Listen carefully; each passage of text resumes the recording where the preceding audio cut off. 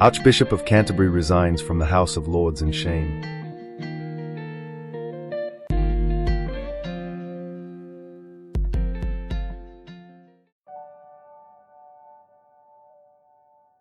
Archbishop of Canterbury resigns from the House of Lords in shame. The latest news on the Archbishop of Canterbury, Justin Welby, involves his recent resignation following backlash over his final speech in the House of Lords. In his farewell address, Welby made large portions of comments that were criticized as insensitive, particularly regarding the Church of England's handling of the John Smyth abuse scandal. Smyth was a serial abuser whose actions went unreported by the Church, despite being known to senior officials, including Welby. Welby has since apologized for the hurt his speech caused and has taken both personal and institutional responsibility for the Church's failures in safeguarding. His resignation will be effective from January 6, 2025. In his final speech at the House of Lords, Archbishop of Canterbury Justin Welby, a white Anglo-Saxon Protestant, made remarks that have been widely criticized for their tone and content.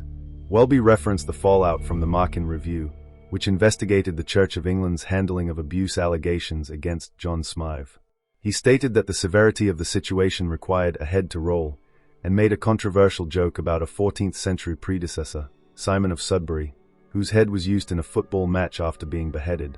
Welby's comments were seen as making light of the serious safeguarding failures within the Church, leading to backlash from abuse survivors and Church officials.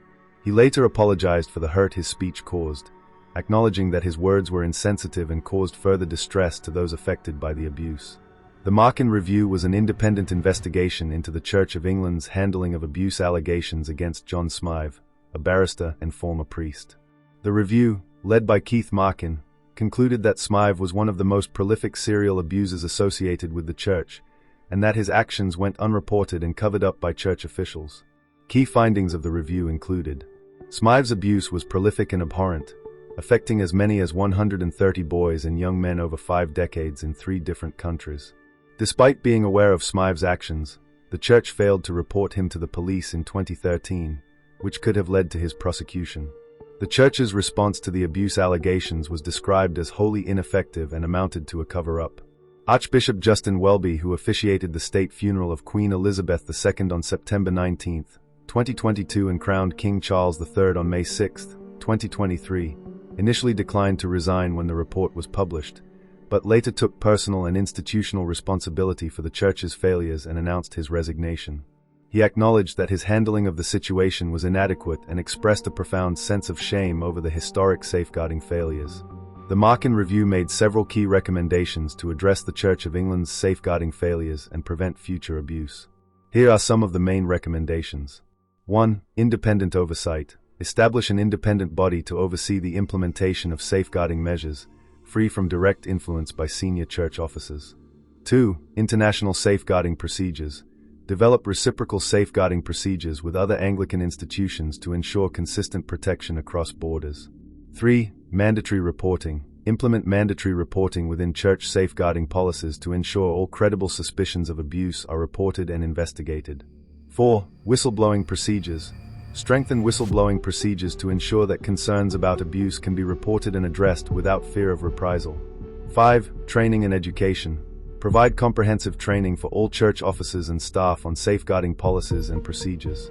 6. Support for victims. Ensure trauma-informed support for victims and survivors of abuse, including access to counseling and other resources.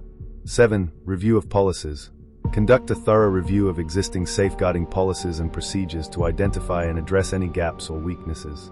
The Church of England has acknowledged the findings of the Makin review and expressed a commitment to implementing these recommendations. The Archbishop of York, Stephen Cottrell, emphasized the need for independent scrutiny of safeguarding practices and pledged to work towards greater operational independence.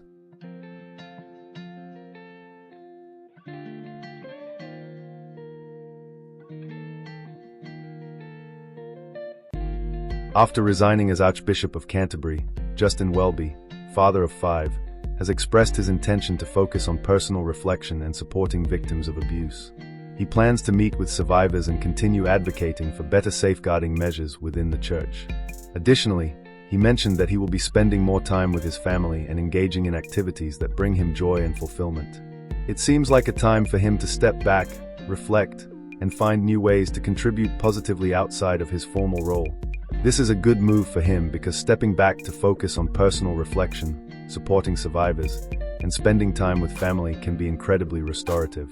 It also shows a commitment to addressing the church's past mistakes and prioritizing the well-being of those affected. Welby's leadership has faced significant challenges, and this move can allow him to continue his work in a different capacity with a renewed sense of purpose. Plus, having time to find joy and fulfillment in other activities can lead to new avenues of contribution.